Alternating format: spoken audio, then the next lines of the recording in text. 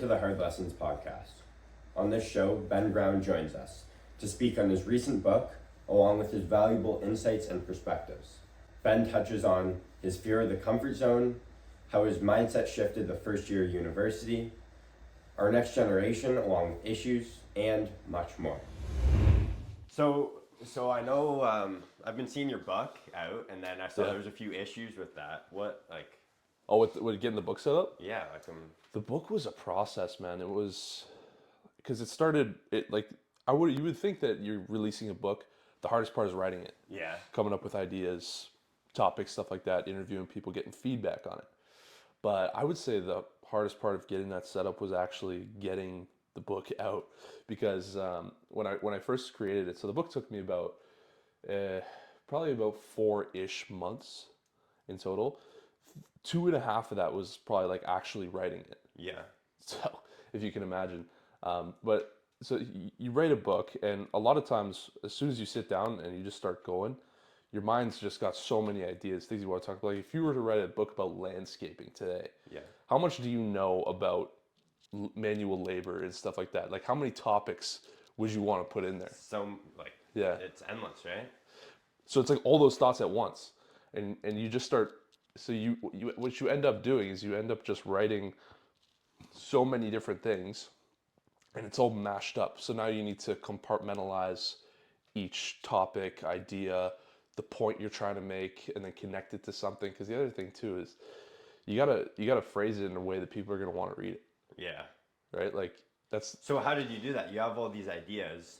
It's not like chapter 1 can be tapping into all these different ideas you have. Like how did you organize that and then break it down so a reader can understand it, I guess? Yeah, I mean, and spread it across 200, 300 pages. You've been on this journey. You started way earlier than me with, getting things set up, finding what you're passionate about, pursuing your goals, stuff like that. Yeah. So you're already way ahead of the curve than I was, right? When I was 17, I was still, partying and doing all these stuff like that. I wasn't thinking about my future. Nonetheless, running a business. Yeah. Right. So I started it from there, and all the things that happened from when I was 17 to when I was now 21, that made me, put me on the path, basically. So I was basically just talking about that road. So I was thinking about each individual year, sort of like a 3-month time span. So chapter 1 was like 3 months at a time. Chapter 1 was 3 months. Chapter 2 was 3 months. Chapter 3 was 3 months.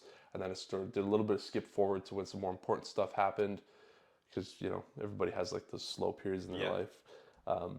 So yeah, it was just finding the key things that happened to me that brought me to where I am today, because it was a radically different place than where I was at 17. Yeah. Right. Yeah. Good. I know we've chatted previously, but walk me through, and obviously there was a tipping point of when like the switch flipped. Yeah. Walk me through kind of your story, your background, how you got started, and more importantly, like what you're doing today, your day to day, and then also your goals, where you're going. Yeah, I mean it's such a fast process, and it's so volatile. It's this entire, 17, 18, 19, 20, 21, all of those years of my life have been incredibly volatile with everything that's happened, and even still, like, you want to talk about from September to now, we're in January, like there's things that have happened throughout that time that's like, it just completely caught me out of left field, and I'll get a little bit more into that in a second. But yeah, basically when I was in high school, I was in high school during 2020. So I was in grade 12, March 2020, lockdown. Yeah. So my last day of school, I didn't know it was my last day. I came in there, it was a normal day, and they said on the announcements like, March break's gonna be extended by 2 weeks. I was like, oh yeah, 2 weeks, extra 2 week vacation. You get fired up as a kid. Yeah.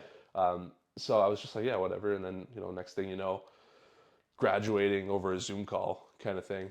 And a lot of people, the pandemic, I think, really messed them up socially, right? Because they spent so much time in isolation. They spent so much time feeling like the victim, I think is the better way to say that, because it was like, I don't get my prom, I don't get my graduation, I don't get to see my friends, I don't get my first year experience of university. It's just all these things that they felt the world was conspiring against them. But I sat there during that time. So somehow I was not very, pragmatic, but I sat there and I thought, I have this time right now to reflect and to think about what I want to do with my life. I would never ever have this kind of time, because if you think about life when everything, if you compare life now where everything's open to when we were all locked down, it's so much faster pace when you're just like day to day, go go go. I gotta go here, I gotta go there. But it was like I can't go anywhere. I can't do anything. There's nothing for me to do. So I gotta really think. You got a chance to think about life in a way you never could have before it happened. So I still to this day, I saw it then and I see it now as one of the best things that ever happened to me, was that pandemic, was that time to think, right? Because, I was always, what's the next thing to do with my friends? Where's the next place we're going? What's the next, what's the next activity? I was always What's just the next pleasure? Yeah, exactly. Just searching for the next thing to make me feel, excited. Right. So now I didn't have that. So I started to think about, okay, like this can't be all that there is to life, right? Because I really started to pay attention, and I don't know if it was just maybe the things I was seeing on social media, but I was like, hey, this can't be it to life where it's you go to school, you go to post secondary, you get your diploma, then you take that to someone who's going to give you a job, then you're under their control, and I was like, that can't be it. Yeah. This cannot be the end, the reason that we're all here. But everybody else around me was all on that path. They all knew what they wanted to do for a job, for the most part. They all knew where they were going to school. They were all excited to be going to school. But nobody had that drive to create change, to make an impact, right? You look at any successful entrepreneur, especially like yourself, there's something that's driving that, right? It's like, I want to make this impact. I want to help people for this reason. But nobody had that. Everybody was thinking, what's going to give me the best sort of salary with the benefits, with the work-life balance? How am I going to be able to go, vacation for X amount of time throughout the year? And that just never appealed to me. I want to do so. I was like, you know what? I'm 17 years old right now, but I don't want to ever have to answer to somebody for the rest of my life, right? Because that's just seems like a waste of potential to me. So then I started to reflect, and then over the time I started to, because my first year of university was completely online, and so I really focused on studying, which was the first time that ever really happened for me. So I really focused on academic piece, and I'm pursuing a communications degree. So you learn how to write and how to think and how to formulate ideas, and we always had to read things by these like theorists, Plato, Karl Marx, Althusser, all these great thinkers, right? I mean, some of them did some bad things in their lives, but they had all had really unique ways of thinking. So I, being locked down, that's all I could study. That their philosophies, their outlooks on life, and whatnot. And that was first year? This was first year, yeah. So, but it was all I could do, right? Because then in my second year, everything opened back up. So my first year, it was basically I was focusing on my studies, and then I was focusing on fitness. So those are the two things I had in my life that was my sole focus. Right. Right. I was also in a relationship at that time too, so it wasn't too bad. I'm not gonna lie. It was a good time, but I really started to develop a sense of self over that time, self-respect, goals, ambitions, dreams. And I started to sort of develop a more nuanced understanding of the way the world works. By no means does anybody know how the world truly works, but I was starting to see the world differently and sort of escape that instant gratification seeking mindset. So then my second year I thought, okay, I need to get involved in something. So because I knew that I always had to have another thing in my life. Like, I can never just be doing one thing. I always need to have that second. You know what I'm talking about? Yeah. You know. And honestly, I've been struggling with that, with spreading myself too thin. Like, how are you going to be good at 10 different things? But at the same time, I agree, doing that to an extent, not being too crazy with it. But exactly. Like balancing yourself out. Balancing yourself out, for sure. Yeah. For sure. And keeping it exciting. Yeah, exactly. So I mean, to make a long story short, because it's a very long story, it's 200 pages, I mean, worth of stuff. But yeah, my second year, I wanted to get involved with something, so I got involved uh, doing personal training at a local fitness center, and then the owner of that gym sort of became my mentor because he was a guy that really understood the way the world worked for some reason. It's always the people that aren't in any sort of like crazy, powerful position. Like he just ran like a little small gym, but he had a really clear understanding of how people worked and how people interacted. And he started to explain to me the ins and outs of running a business, the ins and outs of managing people, negotiating, sales, all these very important skills. And I really admired him. He's a very stern man, but he was just so principled. You ever meet somebody and they're just so principled, like they have such clear standards for the way they do things, and I really admired that because it's something you don't see very often, especially with men nowadays. They lack principle. They lack any sort of backbone. Yeah. Not everybody, but it's becoming less common that somebody's going to say no to something, right? And he was that kind of guy. He was a father. He had 3 kids. He was a great man. Very stern, but he instilled a very strict sense of discipline. And basically, to make a long story short, his key takeaway that I took from him was that whatever you do, you have to give it your all, and it has to be something that you can really help people with, right? So for him, it was people's fitness journeys. Yeah. I knew personal training wasn't or the fitness industry in general wasn't something that I wanted to be involved in as a job forever. But it was great. It was a great starting point. So through that experience, as I was just volunteering there in exchange for a free membership, because I was a student, right? I was anything anything you get for free as a student is awesome. And was that out near Laurier, or? Yeah, it was right up the street from where I was staying. Yeah. In Laurier. So this is in Waterloo. So yeah, through that I got an internship at a marketing role through one of the members. She was mentioning that her son was studying something similar. So I pursued the internship. It was an unpaid internship. And most people think it would just kind of, unpaid internship. But for me, I was so excited because at that point, I was just looking to get involved in more things. I was like, how much experience can I gain in my time here? Which is, I mean, I don't want to speak for everybody, but I feel like that's not the way a lot of kids who go to school approach going to school. They don't think how much experience of the real world can I get. It's more so how much experience can I get in terms of going out, making friends, just doing sort of unproductive things. And if that's your thing, that's fine. But it wasn't my thing because I was thinking long term, which was the first time I was doing this in a while. Because bear in mind, 2 years ago, I was on the other side, right? I was all about the partying and what's the next sort of instant gratification I can get, right? So now I'm in this new phase, and I was really fixated on getting so much experience. But and you're 19 now, right? 19, yeah. But it's like you talk about, I might have been spreading myself a little bit thin over time because at this point, it's February, March 2022, and I'm fitness trainer, student, and working this unpaid internship. So I'm working 2 jobs in addition to school, making no money at either job. So it's just all experience.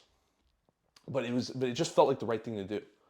Right? It just felt like I was learning, and it was the right thing to do because I developed more of a sense of self, but also I developed sort of time management skills, which is so critical. But eventually it did get to a point where I had to sort of pick a path and stay with it. So that summer I ended up going on staff at this software development company on their marketing team. And then I was doing a couple summer courses. So I was staying up in Waterloo for that summer, and it was the dream situation for me, but still it just felt like there's something missing, right? And it felt like that for a while, especially going in my 3rd year throughout the year, because I was I was in school and I was in this marketing gig, but like I was just marketing, is this what I want to do? But one of the things about that role that was very important was that one of my main sort of responsibilities was writing blogs. And this was something, again, that I'd never done. But basically, I would write blogs about different things about software development. I don't know a lot about software development, but I would have to research and learn things and then communicate my points across. And I really enjoyed that. Put my name on something and put it on the internet. For some reason, it was just like, I know that it was just something that I was like, yeah, something I created is online, anybody could see it. Just felt really good. But still, I was like, this isn't something I want to be doing forever. So, but it was comfortable, right? Paycheck every month. As a student, it's awesome. I bought a car. I was able to do things that a lot of other students weren't, because they weren't getting that sort of steady pay. Working this kind of job, and I was getting real world experience. So it just felt like a win. But then over time, it slowly started to, that excitement slowly started to fade away, because I was really excited about it in the summer. I was like, oh my God, this is my first like corporate job. I was working in a restaurant, bussing tables this time last year, and I was really excited. And then, so yeah, third year, and then towards the end of my third year of university, this is when I got involved in the news, and this sort of came out of left field.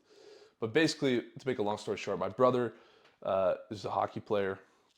They were playing in some major tournament up in Waterloo, coincidentally, and they ended up winning it. And throughout the whole time, I was thinking to myself, all the parents were saying, like, it's crazy that these kids are the highest level team to ever win this OHF hockey tournament from Oakville, and there's been like not even a congratulations tweet, not even a good luck email from the league, nothing. And I was thinking, like, yeah, that's kind of crazy that's happening. At this point, I kind of considered myself a writer, because I was writing blogs for this company, and I had a Medium account. I don't know if you know what Medium is, but basically it's a website where anybody can just go and write stories, or blogs, or just talk about anything really, and you have your own account and you can see what other people and are writing. Are you still at doing the corporate job, or did you leave that? I'm still at the corporate job. Yeah. Yeah, I didn't leave that till actually a couple months ago. I'll get into that in a sec. But basically, yeah. So, yeah, I was writing on Medium. I was writing for the corporate job, and I was like, I consider myself a writer, right? Because people were messaging me and saying, I like this stuff you're talking about. You good tone of voice, that kind of thing. So my ego was starting to build. I was like, yeah, I'm a writer. So why don't I write something for these kids? So yeah, I ended up going home that night, and I wrote a news story about them winning that tournament. And I submitted it to a local paper, forgot about it, went on with it. Actually forgot about it. And then 2 days later, I was at work, and I just felt my phone buzzing, and I was in a meeting, so I couldn't answer it, but it just kept buzzing. I was like, 1 second, guys. So I just stepped out, and I pulled it up, because I thought it was like an emergency or something. And I just see like ding, ding, ding, like all these different text messages coming up from like my parents, from like my brother's teammates, from my brother, family members, friends, stuff like that, saying that my story got published in the Oakville News. And I was like, what? Like nobody like emailed me, nobody like texted me, nobody called me. I was like, oh my God, like this is crazy. So I was like shaking, because I was like, what does this mean, kind of thing. And so it was the first time I ever been published in something, and it was like a bigger platform. So I was like freaking out, kind of thing. So I ended up calling him, and Nolan, the president of Oakville News, is a fantastic guy. Fantastic guy. He's probably one of the most important people in my life over my journey so far. He's just such a good-hearted man, and really, really cares about people. So he talked to me about it. He was like, listen, let's have coffee chat sometime, because I like this story. I like the way you write, and I think that there could be a possibility that maybe you could contribute more for me. So yeah, I was fired up. Because I was like, the president of the paper wants to talk to me. He likes my story, this and that. So I'm living in Waterloo at this time, still working the corporate job, still in school. So now Oakville News, they want to chat with me. So okay, so I go and I meet with Nolan at a coffee shop just up the street, actually, and so he comes in, and we're having a conversation. Very, very polite man, but he's just so one of the things I really admired about him right away was just how much knowledge you ever meet somebody who's in like maybe like in like a certain industry? Yeah, like your industry in landscaping. You meet somebody who just has so many more years on you, and you could just tell that they just know. So many more reps. Yeah, learn from it. Exactly, right? And you just admire it. You feel that energy, kind of thing. So that was what it was like. As soon as he walked in, I just felt like, yeah, he's got so much experience doing this. And he does. So he starts chatting with me, and he was basically saying, yeah, like, you could contribute as a freelance writer for Oakville News, but you got to find your own stories. So at that moment, I was like, who, because I'm living in Waterloo, I'm in school there, I work there, and now an hour and a bit away in Oakville, I'm supposed to find stories about stuff that's happening. I was like, how's that gonna happen? Yeah. But the one thing about me, the one thing about a lot of the guys in my family is that I think that anytime we set our mind to something, it's gonna happen. So for whatever reason, I was like, I wasn't worried about it, because I was like, if this is gonna happen, it's gonna happen. So yeah, flash forward over time, contributing articles here and there, miscellaneous stories, this and that. It was hard because I was working up there in Waterloo. I was in school there. I was home on the weekends, kind of thing. So I was writing the odd story here and there. But every story I did write, I usually got really great feedback on. And that was really like rewarding. It was really rewarding feeling that people cared about the stuff. And was that because you were able to find like the interesting topics, or just how you framed whatever you wrote about? There's a bit of both. People like the way I write. For some reason, I guess I had a different approach than traditional news style. I mean, now, been doing this coming up almost a year. Looking back on some of my original stories, I kind of cringe a little bit, just because I would never write like that now. Yeah. But yeah, people just liked the way I was able to communicate my points, and they thought it was kind of engaging. So it was really, really validating. So, I loved doing that, and I wished that could be the thing I was doing. So I was contributing to that for about 6 months, and as a freelance writer, your story was one of my big ones too. And then this past October, so literally October 2nd, I still remember the exact date. This past year, I remember it was Monday morning, and my old job, the corporate job, the software development company, every Monday we would have a marketing team meeting. Yeah. Where we basically just go over things we're gonna do for the week. Marketing meeting was always at 10 a.m. So I was getting ready for the day because I had a class after. So I had a couple classes after. I had a full day packed. So I was getting fired up because I was in a good mood. I was well rested. I was feeling good. Put on a nice button-down shirt, ready to go for the day, kind of thing. And then I get a text from my boss in the morning, and he's like, "Hey man, can you get on the Zoom call a few minutes early?" And immediately I was like, that doesn't sound good. This company, to give you some background, they struggled with revenue forever. Like they were a family-run business. The marketing team, it was me and two other people. The two other people were the CEO's kids. So I was kind of not an outsider, but I wasn't, I wasn't top dog around there. So I always knew that when it came time for cuts, and the CEO was always saying, the cuts are coming, but I never thought they were going to come until they came. So yeah, basically they said that they had to let me go because they didn't have the money to pay me anymore. Yeah. And it was nothing to do with performance. They sent me a letter about that. And they just didn't have the money to pay me. And I was devastated. I was so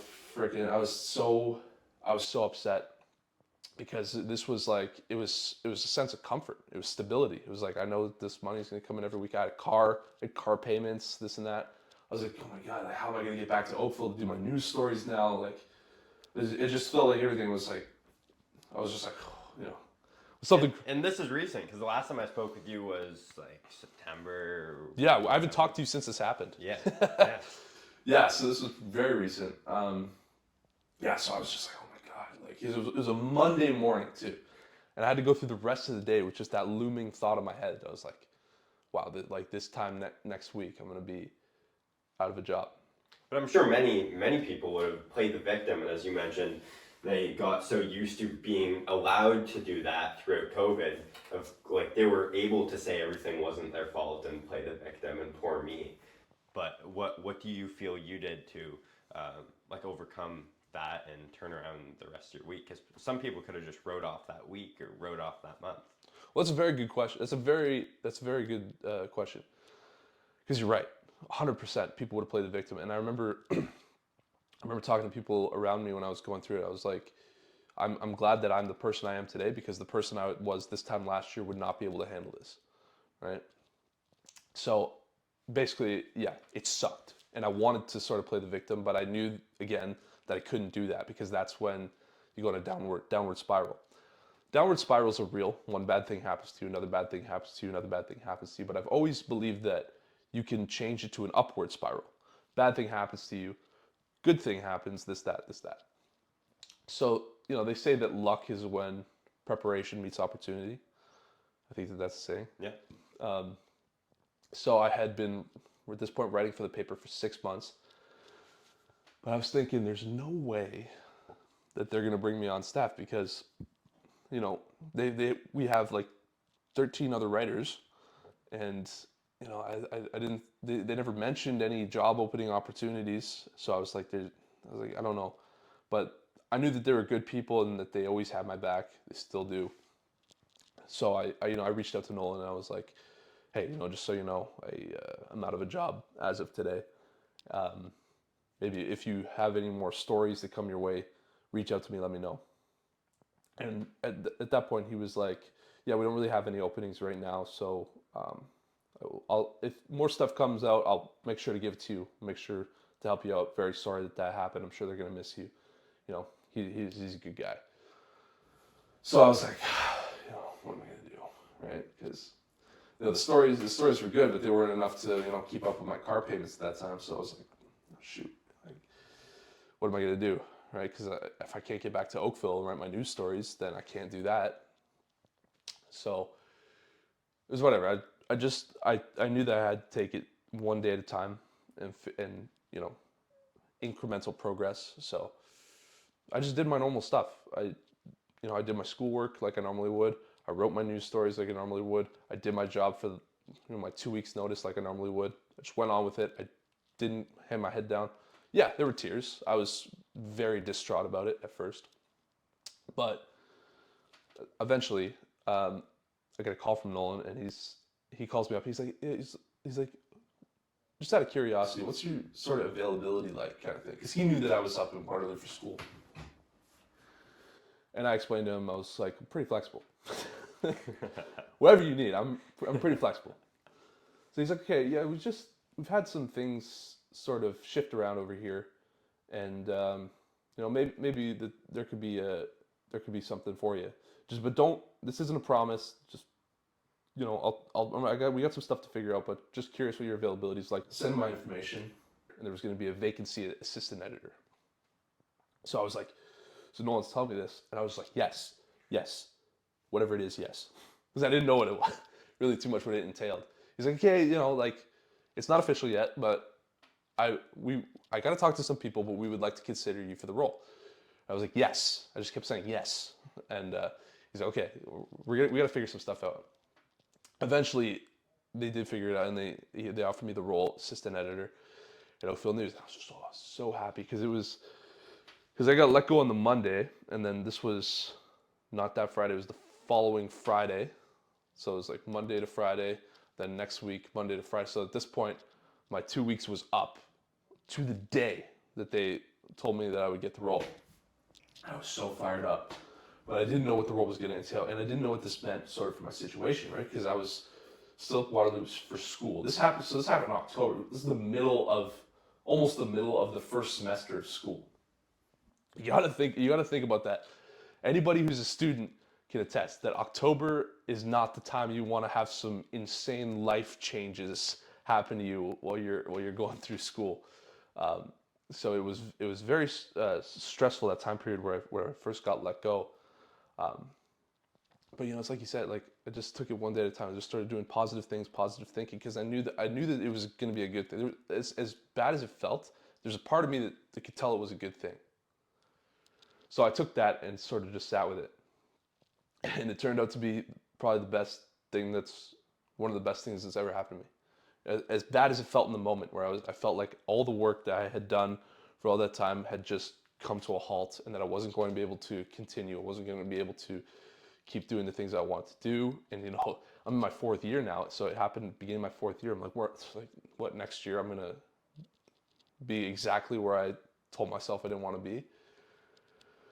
Anyways, Oakville News, the leadership there is just fantastic. They're such great people, and it was crazy to be going from the one organization, which was just a family-run business, to this new organization where they really just care about the people so much, and they care about the community. When I got let go for the job and I transitioned to this role, it felt like imposter syndrome at first. You know what that is? You ever had imposter syndrome? Imposter syndrome is like, it's like you just feel like it's too good for you, basically, the situation. So that's kind of how I was like putting it on a pedestal. Yeah, exactly. So I was like, oh, you know, like this is like a really big deal. And like, how am I, you know, the assistant editor now? Like, it almost feels like you're in someone else's position. Yeah. Right. So I was like, but whatever. Like over that month, they were great with mentoring me and giving me the tools I needed to be successful. And you know, I just had the passion. I still do, like really strong passion for writing and for, you know, connecting with people and storytelling. So I was just, and I still am, as many stories. Like, so the first story, I probably should have given you some context to this first. But basically, to replace my income when I first got let go, I would have had to write like 20 news stories a week. And there was, 20 news stories a month. And in my mind at that time, I was like, there is no way that I could do that. Because at this point, I'm doing like 2 or 3 a month, maybe, maybe 4 if I'm lucky. So I was like, there's no way that I could do that, right? They brought me on in my first month. I wrote 30 stories as an assistant editor. And it's been pretty consistent month over month, about 25, 30 stories per month. And it was like a new level to this that I didn't think existed. But it was just having that burning desire to get better, do more. Because the other thing that I really liked too, as I mentioned before, I liked knowing that my name was on something out there that people could go and read. Right. So I started building up a portfolio of stories. Building credibility is obviously important when building your portfolio. And is that the driving factor of enjoying the journalism? Well, building credibility is 100% important. But I think one of the best things about journalism is the social proof it gives you. Same thing I talk about with school, right? School gives you the social proof of being a student, which then you can go and use to get opportunities. You can use it to get internships, because you reach out to a financial planning company, and hey, I'm Charlie, I want a job. Yeah. Okay, Charlie. Or hey, I'm Charlie, I'm a 3rd year business student at Stanford. Oh, hey Charlie, how's it going? Yeah, I'd love that. Right. It gives you social proof. Yeah. So I come out, I'm like, hey, I'm Ben. I wanna hear about how your car got broken into last night. That's weird. Hey, I'm Ben. I'm a reporter with the local news. I would like to talk to you about the break-in incident that happened last night. Oh, hey Ben, how's it going? So it just gives you that sort of that foot in the door. That's one of the things that I really like about it. You got to make people comfortable with talking to you, and in an age where everybody's so consumed with their phones, TV, this and that. That sense of social connection has really been tampered with, right? So you really have to tap back into that, and if you want to be successful journalist. But then you also got to think about why you're doing it. Right. Why are you a journalist, right? Why are you in landscaping? Yeah. Why are you in landscaping? I'm actually asking you. I love the process of. It's a blank canvas. It's art. I've been an artist. I always enjoyed it from when I was a little kid, and also loved being outside. So I put the 2 and 2 together. From the design process of a blank canvas of the backyard to having your name on this backyard, this pool, this lighting, this patio. That's so cool to me. You see one thing that's nothing go to everything. I love that. Exactly. And now, why do you want to be a baker? Why do you want to bake bread? Exactly. Whenever you're doing something, you have to know exactly why you're doing it. Yeah. Right? And there's a lot of people that are in jobs. Why are you doing this? They're like, well, I went to school for it. Or you get to pay the bills. Or it's good money. Or I get. And I'm sure if you compared the performance of those 2 classes of individuals, it would be way different. Oh, the guy that knows exactly why he's there is going to smoke you. So you have to know exactly why you're doing it. In my car right now, I have a scanner, so I know anytime emergency services is going to a scene somewhere, I'm on their scanner, so I know where they're going to be, why they're going to be Like a there. CV radio, and you get all the... Yeah, I get all of the updates. Not with police because they're encrypted. I wish I had a police scanner. I know some people do. I don't know if they have one for Halton Police. But yeah, fire and paramedics. Anytime they're going somewhere, I know I'm on their radio. A few steps back, we're in October. You're new in this editor position, and it seems like you're still doing that. Still writing the stories. Yeah. And it's till now, right? So that's what keeping you busy. Yep. So how is that being still in Waterloo? Are you able to do most things online, or what? How are you balancing that out? Because if you're on an Oakville radio in Waterloo, Yeah. the accident will be cleaned up. Exactly. Yeah. So what I did immediately was I knew that there was no use in me being in Waterloo, so I immediately just found a sublet for my apartment there. 'Cause my lease ends in April this year up there, so I was like, my classes are 2 days out of the week. My work schedule is I'm on deck Thursday to Monday. My classes are within my weekend time, so I was like, I could just commute. I would rather be here doing my work, doing what I'm supposed to be doing, than be up there, because this is where I'm supposed to be. Beforehand, when I was in my corporate role, when I was doing school, when I was volunteering at the gym, I knew the Waterloo was where I had to be. Just had that sense of belonging. Now that's here. And I was always worried about that. I was worried about moving back home and not knowing what I wanted to do with my life. But now that I'm here and I'm still in school, I do know what I want to do.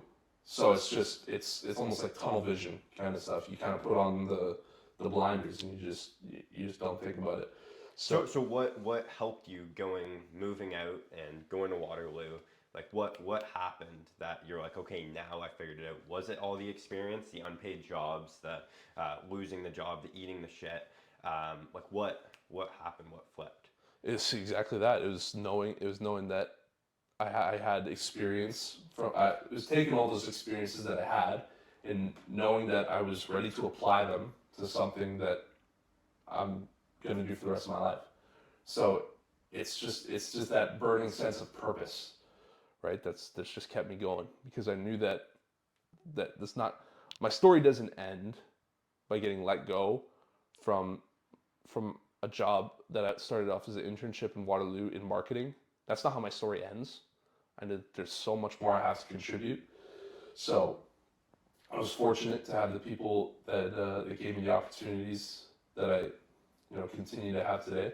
Very fortunate. But to be honest, I do think that I set myself up for success there, because had I not been doing it freelance in addition to all my other responsibilities for so long, I wouldn't have that opportunity. Right. So for kids out there that are listening to this, or people who were in the same rut as you when you were 17, 18, COVID just happened, you're going into your first year, you're lost, you don't know what to do. Not a lot of people would have taken that initiative, seeing, oh, I'm not getting paid, why would I want to do this? Mm-hmm. What is the biggest lesson or takeaway for you that you took away from that experience? Well, the biggest takeaway is everything you learn during that time. And I think that information is grossly undervalued, especially nowadays. So if someone's lost, you would just say advice to them: learn as much as you can, try things out, dip your foot in the water. Advice to them would be to experience as many difficult things as you possibly can all the time, especially when you're young, because you have that window of time where you can soak that. I would say, yeah, try and do things that are difficult, try and do things that overwhelm you, try and do things that stress you out, try and make sacrifices and feel left out of the party scene, stuff like that. Just really try to put yourself through. It's not saying you have to go out and absolutely destroy yourself, but you want to put your mind under friction. Learn to love eating shit. Exactly. That's not my saying, that's your saying. But that's exactly how it is. You have to learn to put your mind under friction. Same thing when you go to the gym and train. You have to put your body under tension for it to grow and adapt. You have to break it down and build it up. So the thing I would tell any young kid is things I do. My younger brother, he's 18. I go golfing with him and his buddies sometime. I tell all of them, like, they're going to their first year of university. I'm like, listen, go out and do as many difficult things as possible. Get overwhelmed. Get stressed out. Fall behind. Yeah. Fall behind. and feel like you're just honestly just go out there and try to stress yourself out, try to overwhelm yourself, because you're going to learn. First of all, you're going to learn what your limit is pretty quick. And then you're going to learn if that's actually your limit or if that's just your perceived capability. Yeah. You're going to get a ton of real world experience. You're going to learn more about people than you ever would sitting in a classroom, and you're going to build up a portfolio. Maybe not literally like this is all the work I've done, but you're going to build up a mental portfolio of these are all the experiences I've been through. So anytime adversity hits, because it will hit every single person out there, a bad time is on the calendar. As long as you are living and breathing, bad stuff is coming to you, guaranteed. But in those times, you're going to be able to resort to your lived experiences, right? So I went through a lot of stressful times throughout, working 2 unpaid jobs plus school. It's fortunate that I had, I had a family supporting me. I had people supporting me throughout that. Very fortunate, not downplaying that. But I also built up a portfolio of experiences that I knew when something bad happens, what to resort to, right? And I think that that's really undervalued because unfortunately, the way the world is sort of transitioning is that they're trying to shelter young kids from difficult experiences. Yeah. They're trying to shelter them. And even now, you talk to people working in companies, because a lot of, my generation, Gen Z, they're entering the corporate world now. They're entering the workforce with people who, maybe baby boomers or, people who have more experience, who grew up in a different time frame. And they're talking about the young kids coming in, and they get too stressed out, overwhelmed. Everybody's on mental leave. Mental health leave. It's a thing at work where they'll not be working, and they'll still be getting paid full salary. Jesus Christ. There's people who will be at the company for like a month and then go on mental health leave and not be working, but still be getting paid a full salary. It's kind of crazy. I'm not, mental health is real. People definitely need help here, but it's like I would argue that there's almost no resilience in a lot of the new generation coming into the workforce nowadays. What's next? Yeah, it's always what's next. What's next is it's building that portfolio of experiences, right? How much more can I experience? And I'm fortunate that I'm in a place where I'm able to go out and experience the things that I need to become the professional that I want to be. Because I want to be a journalist for the rest of my life, for the rest of my perceived life. Right now, who knows? Maybe that'll change. But right now, I know for a fact that this job and being able to connect with people and tell stories, put my name on stories, and spread information, keep people informed, gives me an overwhelming sense of purpose, and I know that this is what I'm meant to do. So yeah, next steps, I would love to sort of build up that credibility, become more known in the public eye, become somebody that people can trust and people can go to just like this, to understand different perspectives, to learn new things, to know what's going on in the world. I would love that. And I think that if I just keep plucking along and getting better, it's not going to happen overnight. It's going to take years. It's going to take decades to get to that point.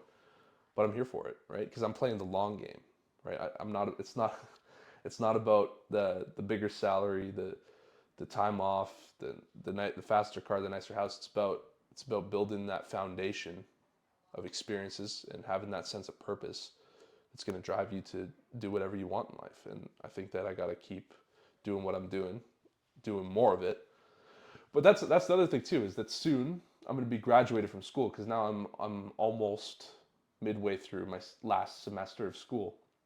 So I'm going to have this whole new budget of time to allocate to different things. And who knows what I'm going to do with that, right? Because the one thing I know is when I have time on my hands, I look for a place to put it. Yeah. Right. So who knows? Maybe I could start my own sort of YouTube channel or something. Who knows? I just want to keep doing more, right? To achieve anything truly great in life, it's going to take a level of sacrifice, right? So by giving up that instant reward, because you're gonna get rewarded in life, but it doesn't come without effort. And the greater the effort, the greater the reward. So you could trade it for this short term. Yeah, it feels good to be out and this and that, but that's not going to feel as good as knowing, hey, I just went on this podcast and I had a great time and I killed it, and I'm going to be able to look back on this and know that it was a great conversation and people are going to get some value from this. I'm sure I'm not the only one who thinks this, but it's kind of contradicting you being your fourth year right now, right? Yeah. Elaborate on that. And share the 4-year fantasy more in depth of your views, your values. Yeah, no, that's one of the common things I get when people talk about the book. It's like you write about how college is a scam, but you're still in college or university. To be honest with you, the whole premise of the book is not that college and university is a scam. It's that the way people use it is wrong. Right? So it's exactly what we talked about. People are going there and they're thinking that it's 4 years to get a diploma to get a job. It's not. It's 4 years to use your social proof, to get experiences, to get opportunities. Right? So me using that right now, it does still give me that social proof, right? Ben Brown, the journalist, is not as intriguing as Ben Brown, the university student who's also a journalist, right?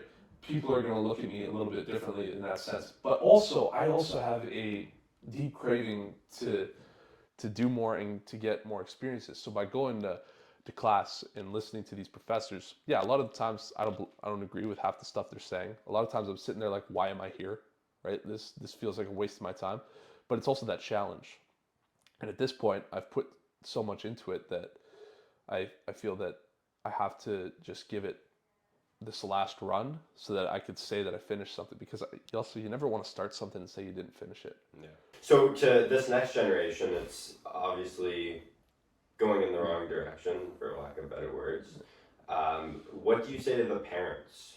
Obviously, they're a very, very big part of what's going on and the change of this new generation compared to the many last generations. And it is commonly said that this might be the first time where this next generation isn't doing as well or better than the one previous to them. What are your comments on that? Yeah, I would say for any parent out there, don't shield your child from adversity, right? The common issue, I think, and I'm not telling anybody how to parent their kid, even though I just did. I think that the common issue is that they want to shield their children from the hardships that they face growing up. They don't want their kids to ever experience discomfort or to ever feel less than. You hear stories, parents buying the kids sports teams so that they can get a spot even though they're not good enough, just so they can, feel that they're good enough. Or even, in minor league soccer, they don't keep score anymore. It's like, or they get the participation. You get the participation medal. They're trying to level the playing field, but you have to experience adversity to grow. You have to put your mind under friction to grow. The same way you have to put a muscle under tension for it to grow. I would say to all parents out there, make sure that you're spending time with your kids, right? Because that's also a big issue, is how much time do the parents spend with their kids these days? Not much. Who's raising their kids? The internet, what they're consuming. YouTubers. Yeah. TikTok. Look at the attention span the kids have nowadays. A lot of kids spend so much time playing video games nowadays, they can't hold a conversation with you. Or they're so used to talking to someone without looking at their face that when they're talking to you, they can't even hold eye contact. It's uncomfortable, right? It's like, I'm not used to looking at a face when I talk. I'm used to looking at a screen, right? So I would say to parents out there with kids, I would say make sure you're spending as much time with your kids as possible. Make sure that you have a clear set of family values and principle. Make sure that your last name means something to that kid. I'm a Kerrigan, so I cannot do this, right? It would be an embarrassment to my last name. So yeah, I think principles and standards are extremely important, especially for younger kids to grow up with that sense of, I'm this last name, therefore I cannot do this because it would be an embarrassment to my family. Like most successful people had a rough childhood. It's, those sugar spoon fed or whatever the hell the saying is, kids are, you don't see them out there achieving hyper successful things as much. It's the formula. Yeah. You have to experience adversity, because then it builds up that portfolio of experiences, so that you know what to resort to When shit gets when hard. exactly. David Goggins in his book, I've read his book several times, both of them. He talks about when he was claustrophobic. He was he was in a he was doing some sort of POW, prisoner of war training exercise, where they put him in this box, this really claustrophobic box, and the box was filled with bees. The instructors didn't know, and he was getting stung by all these bees. So he became incredibly claustrophobic after that experience, being stuck in that box, getting stung by bees. That on the plane ride home from that, he was like huddled up by the corner at the airport, sweating, freaking out. So he was claustrophobic, and he talks about how he overcame that. He got his friend to put him in an MRI machine, so that he learned how to talk to himself when he was in that situation. He trained his mind to deal with something he was afraid of after a very traumatic experience. And now he says that if he was ever in a situation where he feels claustrophobic, he knows how to talk to himself, he knows how to get through that situation. He's built that portfolio of experience. That's in his portfolio. Anytime that situation happens, it'll be good. So I think that's very important. And we spoke on this a few of our conversations, but I am curious and feel people, whether it's schoolwork or business or whatever you're doing throughout your day, your structure, and how different individuals, I love picking their brain on how they structure different things or different productivity tips or how you do things. So for your day, what does that look like? You're trying to make me talk about the Pomodoro method, aren't you? I don't recall what we spoke about. The But 30 minutes on, the break, 30 minutes on. That's right. Speak on that. Go ahead. Yeah, so that is called the Pomodoro method. It's a time management method that basically allows you to really focus on something you're doing so it's, when you're sitting down and doing something, your attention sort of tapers off, right? So your attention may start really high, but then it'll taper off. So the whole thing with the Pomodoro method is that you reset your attention level. So you start it for 30 minutes, and for that 30 minutes, you don't touch your phone, you don't focus on anything other than the task. While that timer is going, your sole purpose is to do that task. So your attention goes, and then once the 30 minutes is up, you stop. You stop the task completely, you take a break. For that break period, you are not to focus, you are not to look at that task whatsoever. Your brain is now redirected to something else for that time limit. So then now you can go on your phone. Now you can chat with your husband or wife, your girlfriend or boyfriend. Your attention is now redirected. Once that timer is up, you go back. So you train your mind to focus on different things at different times. You learn how to manage your attention better. But you also, over time, what happens is that instead of your attention going like this, so working for 2 hours, where your attention is going like that and your productivity level is declining, working for 2 hours, so that's 4 30-minute durations of the Pomodoro method, your attention looks like this. So you have this, and if you look at that on a graph, the prolonged period of high attention is much greater than the 2-hour decline. So it makes up for those breaks. Yeah, exactly. It recompensates, I would say. So I think that the Pomodoro method is very beneficial. I wouldn't say that if you're someone who really struggles with paying attention and staying focused, I would say start it a little bit shorter at first. 15 minutes on, 5 minutes off. Bump it up to 25 minutes, 25 minutes. Then eventually get up to 30 minutes. If you become really good with 30 minutes, bump it up to 45 minutes with a 15-minute break, 20-minute break. But ultimately, you want to keep the break shorter than the actual period where you're focused on the task. So do you do this when you're writing? Because I've tried it a few times. Sometimes it takes me a while to get back into the rhythm of what I was doing. So I'm sure when you're writing, you just go it's feeding you stuff, your brain. And then stopping kind of interrupts that. Yes. So I don't use it all the time for every writing, because sometimes, like I said, sometimes the article needs to go right away. So in that case, I'll just sit down and finish the article. Right? It's like I'm not doing anything until I finish it. But if it's like I'm writing a 10-page essay, I'll use it for that, right? Or if I have several different things to do, I'll allocate the time to each individual task. 30 minutes on this one, 30 minutes on the next one, and then just sort of cycle through each task. And then over time, so you're not multitasking necessarily because you're allocating time periods to work on each thing. Especially as a writer, procrastination, they say procrastination is a part of the process, but it can actually, that actually does hold some validity because your brain needs to sort of have its time to come up with new ideas, new perspectives. So I'd like you to comment on the whole procrastination thing. Like a lot of the audience, I'm sure, could really relate to that or benefit from insights on that, and just the stacking wins of what you've mentioned to me a few times. Getting the ball rolling, or whether it's just getting started, what's worked for you, being whether it's in a rut or just waking up one day feeling like shit, procrastinating. Yeah, every day is gonna feel different. You're not always gonna be at your 100% every single day, but I think that the most important thing, and this comes back to having values, is that no matter how you feel, you have to do your best with what you got, right? And in a world where we sort of pat kids on the back for, it's okay. You don't have to try your best today. You can take your day off, this and that. That's sort of becoming a lost art because you need to know that you have responsibilities that are bigger than yourself. And I think that procrastination is something that's inevitable for a lot of people, right? You don't want to sort of make that commitment right away. It can be a necessary evil, but when it gets to the point that you're putting things off for way too long, that your effort is going to be, not 100%, that's an issue.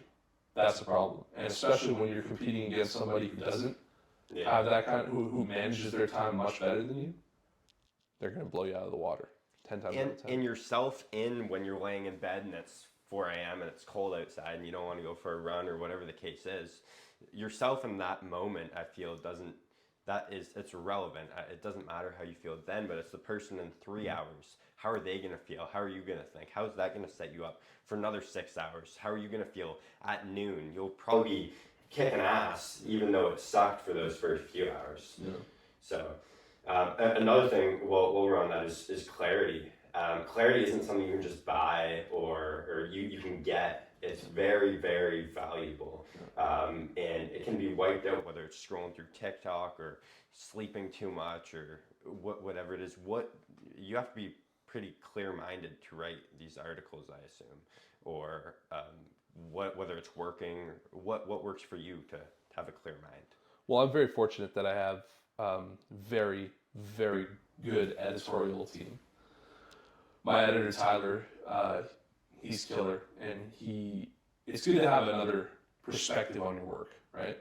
I think that when you just look at things through your own lens, it can be very narrow-minded. But when you have a second opinion on something, you can get a lot more benefit. I'm sure you get the same thing when you're like, I want to approach this job this way. Do you get a second opinion? Oh, 100%. You need that second opinion because they're going to point out things that you missed. They're going to fix flaws in the plan. So it's great to have a diversity of views. You never want it to just be so narrow-minded, it's your own view. So yeah, other people are extremely important. And they're also extremely important to hold you accountable. I mean, you were talking about waking up at 4 a.m. and going for a run. Yeah, if it's just you doing that, that's going to be very difficult. Yeah. But if you know that at 4:30, Alex is going to be out there waiting for you, right? And he's going to, give you a hard time for showing up late, you're probably going to get up. Yeah. So yeah, people are great to hold you accountable. Like setting yourself up for success, I find is so important. Like, don't choose the gym that's 20 minutes away. Choose the one that's just down the street, or whatever it is. Building a team, holding you accountable, with whatever. There's so many simple things. When sure there's that vision, but you can take so many different routes to get to that vision. Yeah. Take the easiest fucking route. Right? Well, exactly, and not the easiest route, but what's gonna make most sense and be realistic. Exactly. And I feel that this is something that I need to work on a little bit more when I'm talking about these kind of topics, is that I always look at it from a perspective of the individual, but other people are extremely vital to this process. You need to have other people who are holding you accountable, other people who you look up to, who inspire you, who teach you new things. Other people are vital. So, you talk about New Year's resolutions. Yeah, if it's just you trying to get in shape. It might be a little bit more difficult than if it's you and your, partner who are both looking to get in shape. And, so that's on the day where you're not feeling it, they're the one who's going to inspire you. They're the one who's going to pick you up, right? On the day where you wake up at 4 a.m., I'm not feeling like it, and like you said, Joey's out there waiting for you, you're going to get up, right? Yeah. You need to feel some sense of obligation to something bigger than yourself. We keep coming back to this topic, but it's true. And maybe that's purpose, maybe that's other people. Whatever it is, it needs to be something that's productive, because the same thing can be said about the negative, right? Yeah, I want to spend my night working on this because it's really important to me. But Joey's playing video games. Joey's playing video games. Joey's out at the bar. Sarah's going to be there. This and that. So I'm going to go do it for them. Whatever. Yeah. As soon as you do that, you lose. 100%. And I've honestly been struggling with that, and it's been awesome. Like all summer, I've been so fortunate. Every single day, I need a gym and to eat in the shower before 6:45 a.m. when I meet my boys at the yard. Yep. And for that, you have to wake up early. You got all this shit to do, so you're obligated. There's no extra time to lay in bed or hit the snooze button. But now we're in our slower season, so it's all me. There's no one to show up for except yourself. It's like if your boss asked you to take the garbage out, I'd take it out because he asked me. But if I just had to do it, I'd probably delay and procrastinate it. Not showing up for yourself and self-respect, I feel the gym really helps with that. But with anything, like show up for yourself and respect yourself, and stacking wins just 100%. momentum. Yeah, 100%. It's also what that kind of stuff does for your character, right? Because when you meet somebody and you can tell that they take care of themselves, whether they're in really great shape, whatever it is, whether they have a great resume of things that they've done, but you know that you can trust them, that's important. Yeah. That's very important. Your guys know that no matter what, Charlie's going to be here at 6:45. He's going to be showered. He's going to be caffeinated. He's going to be ready to go. I can't be showing up sloppy. So before we wrap this up, Ben, 5 years from now, what's the projection or your goals for now? I know shit changes so fast, but what, number one, that, number two, what do you want to leave people with, and a message that you wish you had heard when you were many years younger? I think Joe Rogan says it really well when he says that weak men create hard times create hard men. You've heard it. But to sort of sit and say that you're above difficulty, I think is very arrogant. I think it's very arrogant to think that your worldview is the only right way of thinking. That goes for myself as well, right? I don't like thinking that everybody has to be exactly the way I am. I just like explaining what I've learned, because I think that our experiences in life and all the things that we learn and accumulate over time are meant to be shared. Why else would we be here? Why else would we have to experience the difficult times that we do? Everybody goes through different sort of levels of difficulty and trauma and whatnot. Everybody experiences different levels of success and achievement. But why? These things, information is meant to be shared. You're meant to help your neighbor, right? You never want to think that the way you view the world is the only right way of viewing it. You never want to think that all the bad things that happen to you are only happening to you. You have to, I would say, for everybody out there, experience as much as you can in life, because you only got one and it really ain't that long. I would say that your experiences are meant to be shared, good and bad. Yeah. I would say that good things are definitely going to happen to you, and that bad things are just as definitely going to come to you. I would say that it's not great to constantly be searching for happiness, because you might never find it if you do. And before you keep going, the good things and the bad things are good, but sharing the bad things so other people learn those lessons that 100%. You learned as well. You just did the shit eating. Why don't you tell your buddy so he doesn't have to go through it? Exactly. Right? And that's the whole social media thing is my life is perfect. And I have no issues. Yeah, I have an Audi. I live in Los Angeles. I do drop shipping. This is how I made $600 million in 20 minutes today. Whatever.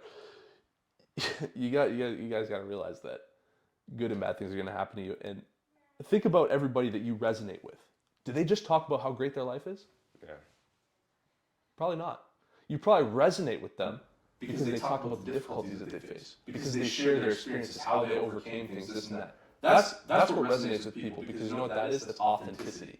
Authenticity is the most valuable asset that anybody can possess, right? So when you share the good and the bad, but especially the bad, people are going to resonate with you more. It's not saying you have to talk about how awful your life is, but say, hey, you know.